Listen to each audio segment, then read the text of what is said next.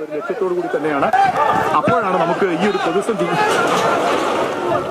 നമുക്കിവിടുന്ന് കാണാൻ കഴിയുന്നത്. കാരണം രക്ഷാപ്രവർത്തനത്തിന് ആധുനികമായ ഉപകരണങ്ങൾ, പ്രത്യേകിച്ചും കോൺക്രീറ്റ് കട്ടർ മെഷീൻ അവർക്ക് അത്യാവശ്യമായി വന്നിരിക്കുകയാണ്. എങ്കിൽ മാത്രമേ ഇവിടെ നടക്കുന്ന ഈ മുണ്ടക്കൈയിൽ നിരവധി മനുഷ്യജീവികൾ വീടിനകത്ത് മണ്ണിൽ പുറഞ്ഞു കിടക്കുന്നുണ്ട്, അവരെ പുറത്തെടുക്കാൻ കഴിയുകയുള്ളൂ.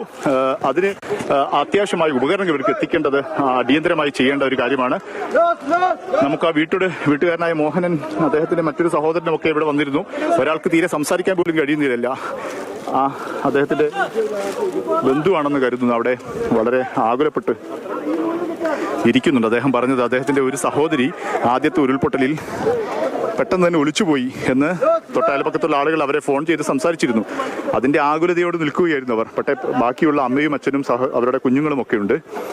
അവർക്ക് വീണ്ടും ഉരുൾപൊട്ടൽ ഭീതി ഉണ്ടായിരുന്നു. പക്ഷേ എങ്കിൽ പോലും അത് അവിടെ നിന്ന് മാറാൻ കഴിയുന്ന സാഹചര്യമായിരുന്നില്ല. കാരണം അർദ്ധരാത്രിയാണ്, ഈ മലയോര മേഖലയാണ്, പാടിയാണ്. അവിടെ നിന്നും സുരക്ഷിതമായ കേന്ദ്രത്തിലേക്ക് പെട്ടെന്ന് മാറുക സാധ്യമല്ല.